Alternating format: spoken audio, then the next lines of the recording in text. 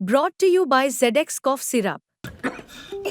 XZ नहीं, doctor का भरोसेमंद ZX। ZX का असरदार आरामदायक फॉर्मूला खांसी पे काम शुरू करे सिर्फ 15 मिनट में। SC/ST कोटे को लेकर संविधान पीठ के फैसले पर क्या बीजेपी और कांग्रेस जैसी पार्टियां फंस गई हैं? अगर बीजेपी फंसी है तो उत्तर प्रदेश की सियासत उसमें कहां फंस रही है? क्यों बीजेपी जैसी पार्टियों के लिए संविधान पीठ का यह फैसला कि कोटा विद इन कोटा हो SC/ST में और साथ साथ क्रीमी लेयर हो, यह गले की हड्डी बन गया है, हम ये समझेंगे।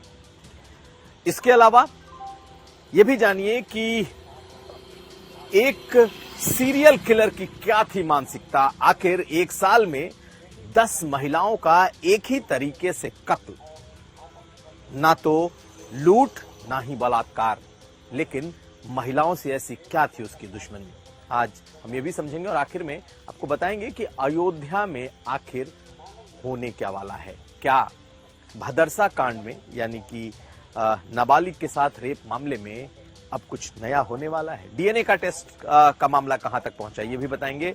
ये तमाम खबरें आज का यूपी में। नमस्कार, मैं हूं कुमार अभिषेक, आप देख रहे हैं यूपी तक। हम हाजिर अपना न्यूज शो आज का यूपी लेकर।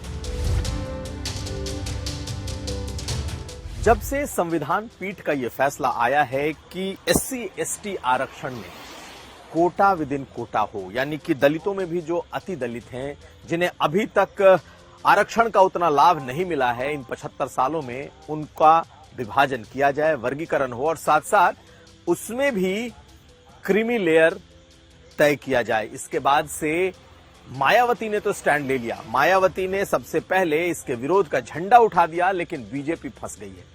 बीजेपी कैसे फंसी है ये समझिए। दरअसल SC/ST में सबसे ज्यादा जो जातियां हैं उसमें जाटव हैं, उसमें बिहार की अगर आप पासी बिरादरी को देखें, पासवान बिरादरी को देखें, इस तरह की जितनी जातियां हैं वो उनको लगता है कि कोटा विद इन कोटा होने से उनका जो आरक्षण है उसमें बंटवारा हो जाएगा। वो जातियां बड़ी तादाद में हैं और अगर देखा जाए तो दलितों के भीतर की जो बड़ी आबादी उनकी है।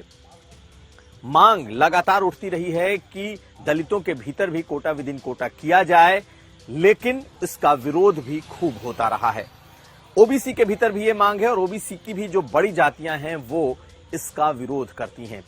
बीजेपी के लिए मुश्किल अब ये हो रही है कि अगर वो इस कोटा विद इन कोटा का समर्थन करती है तो फिर उसकी जो समर्थक जातियां हैं, जिसमें पासवान हैं, जिसमें उत्तर प्रदेश की पासी बिरादरी है, रावत है, सोनकर है, ऐसी बिरादरियां उससे खफा हो सकती हैं, क्योंकि फिर आरक्षण का बंटवारा हो जाएगा।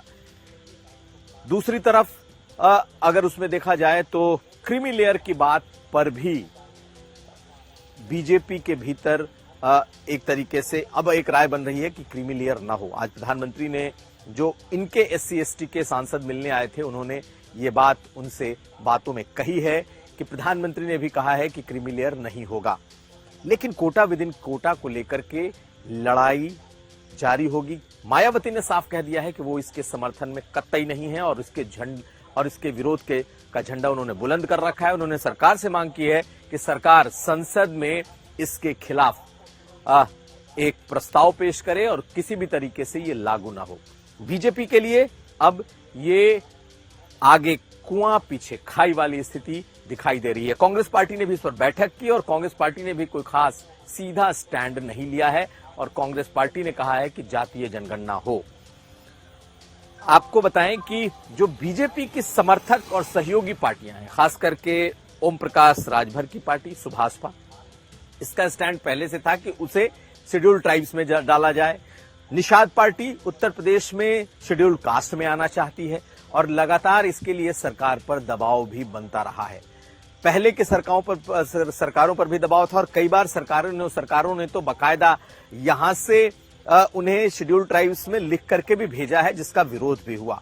ऐसे में बीजेपी के लिए मुश्किल है कि उसकी समर्थक पार्टियां चाहती हैं कि कोटा विद इन कोटा के तहत राज्य सरकारें अपनी तरफ से कुछ जातियों को दलितों में डालें, लेकिन मायावती अब इसमें अगवा हो चुकी हैं और उन्होंने इसके विरोध को बहुत बड़ा आयाम दे दिया है। कुल मिलाकर के बीजेपी इस मामले पर फंसी है, लेकिन प्रधानमंत्री ने एक बात साफ कह दी है, अगर उनसे जो आज सांसद मिलकर निकले और उन्होंने जो बात बताई है वो ये है कि कम से कम जो क्रीमी लेयर का मामला है, जो ओबीसी में क्रीमी लेयर है, जैसे वो आरक्षण के कोटे से बाहर हो जाता है, उसी तरीके से दलितों में कोई क्रीमी लेयर नहीं होगा, ऐसा प्रधानमंत्री ने सांसदों के साथ कहा है।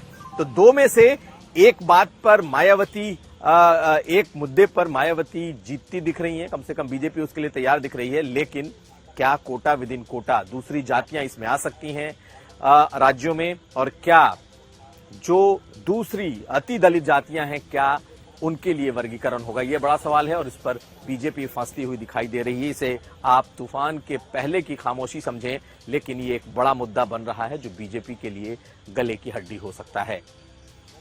अब अगली खबर, बरेली से एक सीरियल किलर की खबर आई और बरेली का यह सीरियल किलर अपने आप में अजीबोगरीब शख्स निकला। पिछले एक साल से, यानी कि जून 2023 से लेकर के इस जुलाई के आखिरी मंथ तक 10 महिलाओं का कत्ल हो चुका है।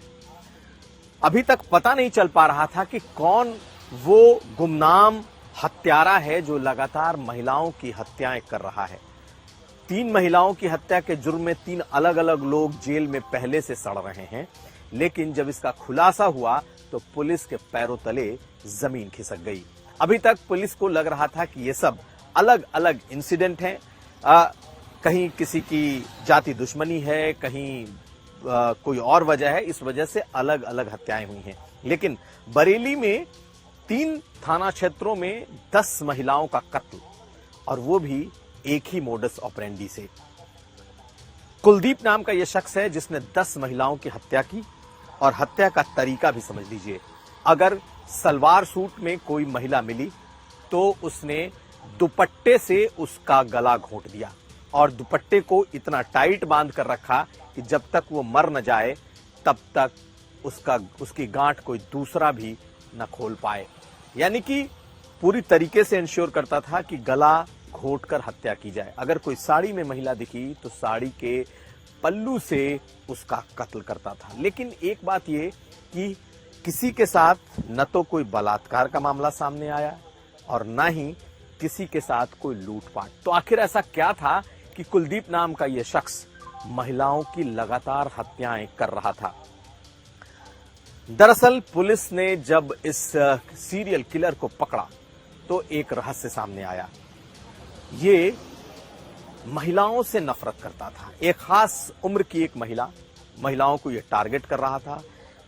45 साल की उम्र की आसपास की महिलाओं पर को यह निशाना बनाता था, और साथ साथ बिल्कुल अकेले में दूर दराज खेत में, गांव में इस तरीके से वो कत्ल पर कत्ल किए जा रहा था। दरअसल जब आज राज खुला तो पता ये चला कि उसकी मां सौतेली मां थी, और सौतेली मां ने कभी उसे बहुत प्रताड़ित किया था, और उसकी मां की भी उम्र तकरीबन 45 साल थी। उसके बाद पिछले 6 साल पहले उसकी पत्नी उसे छोड़कर चली गई थी, और तब से वो महिलाओं से नफरत करने लगा था। ऐसी बात आज प्रेस कॉन्फ्रेंस में बताई गई कि आखिर इसके दिमाग में चल क्या रहा था। यह शख्स लगातार हत्याएं कर रहा था, लेकिन किसी को पता नहीं चलता था। और अगर देखें तो एक खास बात और थी, हर हत्या के बाद वो हर उस महिला का कुछ न कुछ सामान अपने पास रख लेता था। एक महिला का कत्ल करने के वक्त उसके पास हसिया था, क्योंकि उस महिला ने उस हसिया से इससे लड़ने की कोशिश की थी, वो इसके पास मिला। एक महिला के पास सिंदूर का डिबिया था, वो इसके पास मिला। एक महिला का आधार कार्ड इसने रख लिया था।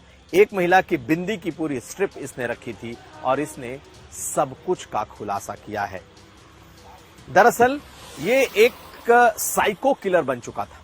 महिलाओं से इसे नफरत थी और ये उसे ही लगातार अंजाम दे रहा था, लेकिन पुलिस की पकड़ में नहीं था। जब एक के बाद एक इतनी हत्याएं होने लगी तब पुलिस के भी हाथ पांव फूले। बकायदा एक ऑपरेशन तलाश शुरू की गई, क्योंकि एक साल में 10 महिलाओं की हत्याएं, एक ही मोडस ऑपरेंडी और बिल्कुल एक तरीके से की गई हत्याएं। ये बिल्कुल साफ दिख रहा था कि कोई खास तरीके से हत्याएं कर रहा है। और हाल में तबादला होकर गए बरेली के एसएसपी ने जब इस मामले को खंगालना शुरू किया तो ये पूरा का पूरा मामला निकलकर सामने आ गया। इसलिए उत्तर प्रदेश का ये अजीबोगरीब साइको किलर, सीरियल किलर पकड़ में तो आ गया, लेकिन अभी और कई बातें, कई राज सामने आने बाकी है। दरअसल ये मोबाइल नहीं रखता था, किसी को भी खुद अगर वो कत्ल करने निकला और किसी ने उसे देख लिया तो उस वक्त उस दिन वो कत्ल नहीं करता था। इसके अलावा अगर दूर दूर तक कोई दिखाई दे गया तब भी वो कत्ल का इरादा छोड़ देता था। लेकिन पूरी प्लानिंग करके अकेले में कत्ल करने के बाद तड़पते हुए देखना इसे अच्छा लगता था और महिलाओं को तड़प तड़प कर मरते हुए यह शख्स देखता था, ऐसा पुलिस ने बताया। तो ये एक साइको किलर के तौर पर उभरा था, लेकिन अब पुलिस के हत्थे चढ़ चुका है और एक बड़ी कामयाबी पुलिस को मिली है। लेकिन आखिर वो 3 लोग कौन हैं जिन्हें पुलिस ने अभी तक 3 हत्या के जुर्म में जेल में रखा है? हालांकि वो बिल्कुल ब्लैंक केस है और पुलिस का कहना है कि अब पूरे मामले की दोबारा से जांच की जाएगी। तो साइको किलर का ये मामला बिल्कुल खुलकर सामने आ चुका है। अब अगली खबर। और आखिर में आपको बताएं कि डीएनए टेस्ट की जो मांग अखिलेश यादव ने शुरू की थी, समाजवादी पार्टी ने जो शुरू की थी, अब अयोध्या के भदरसा कांड के आरोपियों की डीएनए जांच की शुरुआत हो चुकी है।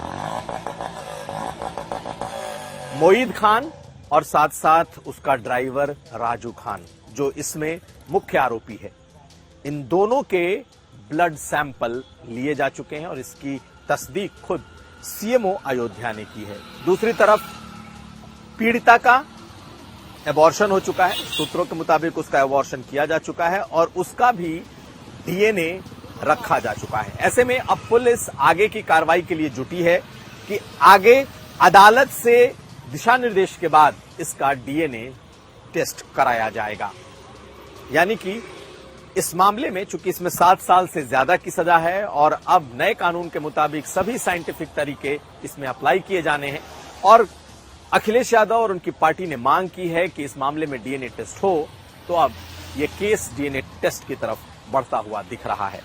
डीएनए में किसका डीएनए निकल करके आता है, यह बड़ा अहम होगा देखना, जानना। हालांकि गांव में जो हालात हैं वो बिल्कुल अलग हैं। परिवार और गांव के लोग इस वक्त सहमे और डरे हुए हैं।